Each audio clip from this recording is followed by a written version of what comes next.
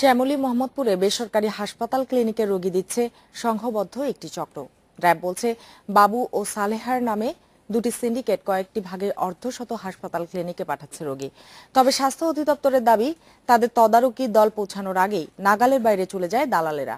এসব ঘটনায় দুর্বল ব্যবস্থাপনাকে দায়ী করছেন বিশ্লেষকেরা। শেরেবাংলা নগরের 12টি সরকারি হাসপাতালকে কেন্দ্র করে গড়ে ওঠা অর্ধশতাধিক বেসরকারি হাসপাতাল ক্লিনিকে রোগী আনছে সংঘবদ্ধ দুটি দালাল চক্র। নাম সর্বস্ব এসব প্রতিষ্ঠানে গিয়েও মিলেছে এই অভিযোগের সত্যতা।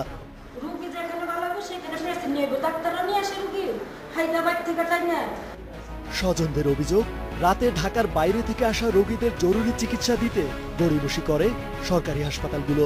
আর এই অসহায়ত্বের সুযোগ নিচ্ছে এক শ্রেণীর হাসপাতাল কর্মী সহ দালাল চক্র।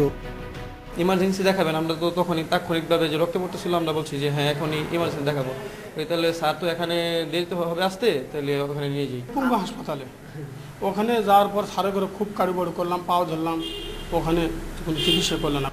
চিকিৎসার নামে দালালদের দিয়ে রোগী ভাগিয়ে প্রতারণার অভিযোগের সত্যতা নিশ্চিত করেছেন স্থানীয়রাও।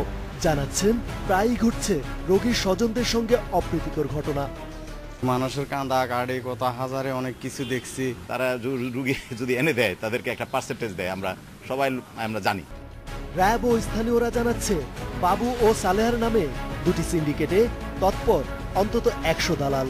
এদের সঙ্গে যোগসাজশ আছে সরকারি হাসপাতালের কিছু কর্মী, চিকিৎসকেরও।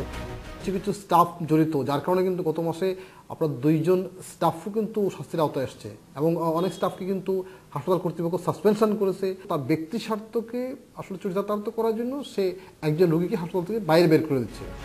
এই সংকট কাটিয়ে উঠতে শক্তিশালী ব্যবস্থাপনায় জোর দিচ্ছেন বিশ্লেষকেরা। ম্যানেজমেন্টটাকে খুবই শক্তিশালী করতে হবে এবং এই ধরনের সুযোগ যদি কেন না পায়, সেই ধরনের একটা ম্যানেজমেন্ট, যেটা চেইন অফ কমান্ড থাকবে। স্বাস্থ্য অধিদপ্তরের দাবি, তদারকি দল ঘটনাস্থলে পৌঁছানোর আগেই নাগালের বাইরে চলে যায় দালালরা। তবে সুনির্দিষ্ট অভিযোগ পেলে কড়া ব্যবস্থার হুঁশিয়ারি দিচ্ছে তারা।